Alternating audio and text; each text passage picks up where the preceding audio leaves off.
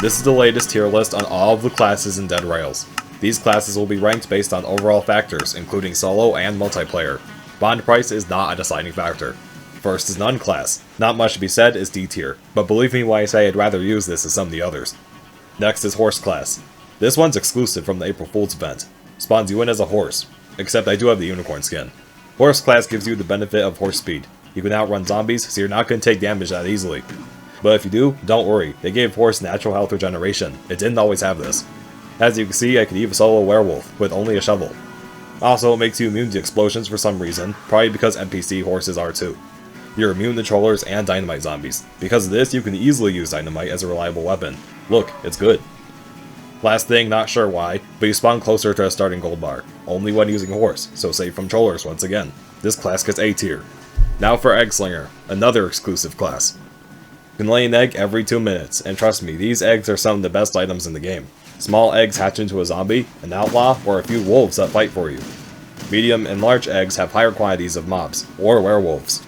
You can clear an entire village without even trying, and if you want to, you can help your mobs clear hostile enemies with melee weapons. If you use melee weapons, you cannot accidentally hit your friendly mobs. But that's not even the most overpowered part. After your werewolves and outlaws are dead, you can sell them for a ton of money. This class is an infinite money generator. After almost $1,000. Only from the outlaws and werewolves. This class deserves A tier. Cowboy Class. Spawns with a revolver, 2 packs of ammo, and a tamed horse. This gear is very useful for early game, great for hunting outlaws with the revolver, and early gun and horse. First village is easy. Getting the loot from first bank is very beneficial. You can get bonds and valuables stack up on gear. It's not a late game class though, so it deserves B tier. Now for High Roller. This class has the perk of collecting 50% more money. This could be useful in the early game. You could afford better loot. And if you bought better weapons, first village is not that bad. This class is particularly good in multiplayer because you need to distribute gear between your teammates, which gets expensive. However, in solo, there's not much use. I'm always stacked up by 10,000 meters in solo runs, high roller or not. Only use it in multiplayer, unless you like firing bullets into the air for no reason, which wastes money. That's why this class deserves B tier.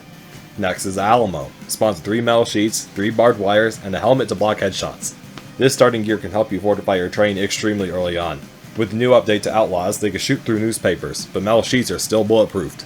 As you can see, the barbed wires are great too. They can prevent enemies from reaching your train. Just don't throw them at zombies expecting anything to happen. They only deal damage when welded. This class is also B tier. The Zombie Class. It lets you eat dead bodies to heal, but then you're restricted from using bandages and snake oils on yourself. As you can see, eating zombies is not that effective. I'd have to eat like 10 of them to get back to full health. And they're not exactly portable, you have to keep them in the bag, which is an inconvenience. They would have made great fuel, by the way. You might even need to eat a horse at times. This class is also less detected by enemies, which can make villages feel less overwhelming. At the same time, however, it can be annoying. It is more difficult to lure zombies to a station to hit them with a shovel. So if you're a skilled player who takes out zombies effortlessly, you do not need stealth at all. Zombie gets D tier. Survivalist. The lower your health, the more damage you do. Also starts with 2 melee weapons. Tomahawk is stronger than Shovel. But it doesn't end there. This class does twice the damage of guns, even if you're full health. This is useful because with the new update, bullets do less damage the further they travel.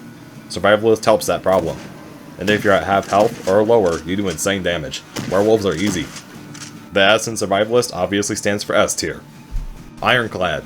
This class starts with a full set of armor, which would normally cost you $375. However, this class is 10% slower, which is an inconvenience. And no, it does not go away if you take off the armor. Anyway, the speed reduction is most noticeable when normal zombies are outrunning you. But at least you don't take much damage, so looting early game buildings can be easier. This class gets C tier.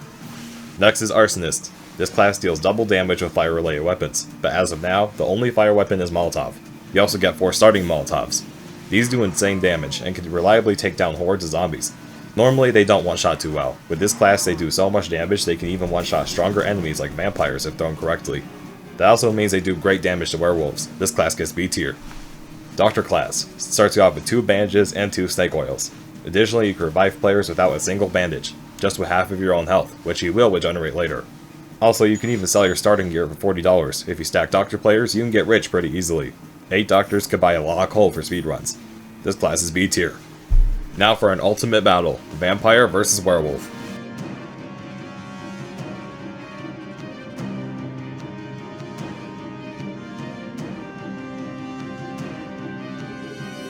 starting with Vampire with increased movement speed, higher melee damage, and a Vampire Knife that heals you per hit.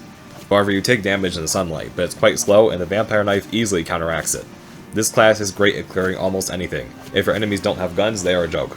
This class can even solo the castle, at daytime or nighttime. No gun required, you only have to use a knife. But you can use a gun if you want to make it faster. This class gets S tier.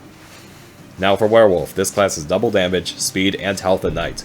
However, it has 10% reduction to those stats during the daytime. This is very noticeable. Like Ironclad, normal zombies can outrun you, and it takes 6 shovel hits to take them down instead of 5. But the class has an untapped feature. It does more gun damage even during the daytime, but it's not doubled like Survivalist. This class is mainly used to clear difficult structures specifically at night. But the problem with that is that mobs spawn at nighttime, so you have to deal with extra enemies. As you can see, I'm just dealing with the werewolves that spawned only because it was night. I have made little progress clearing the village itself. I'll give this class an A tier. Conductor Class. It lets you drive a train at faster speed and starts 2 coal. However, you do not spawn with a shovel. That's not too bad considering that you can buy a melee weapon now, and since you start with coal, you do not need to buy any. The train drives at 85 instead of 65 and takes the same amount of fuel per second while covering more distance, so you save on fuel. This class is very practical, especially in speedruns, so this class gets A tier. Now for Miner Class. It spawns at 2 coal, like Conductor, a mining helmet that provides light, and a pickaxe. Again, since you spawn with coal, you don't have to buy any coal, and the pickaxe mines ores in 2 hits. Collecting ores can get you much needed money early game. Now you could buy the same pickaxe for a mere $30, so this class isn't as good as it used to be, but you still save some money. By the way, it does the same damage to Shovel. This class gets C tier. Now for Priest. Spawns with 2 Crucifix, 2 Holy Water, and you're immune to lightning. Starting gear is quite strong. I use a Crucifix to take down werewolves or a bunch of gathered up zombies. Holy Water is also good for hordes of zombies. Also, lightning immunity is convenient. If there's a Thunder Knight, you're completely safe. This class is B tier. Necromancer. This class has a 25% chance to reincarnate enemies killed with a melee weapon, making them fight for you. This comes with the cost of 10 of your own health. You can't put friendly mobs in the bag, so you have to move them by pushing them with an object. Because you only have a 25% chance of reincarnating mobs, and only with melee weapons at that, it's hard to build an effective army. One zombie on your side is not going to clear a town, so this class is only C tier. Musician. Starts with a special banjo. When played, will slowly heal on nearby players. No melee weapon, however. Obviously, since you can't heal yourself, it's useless in solo.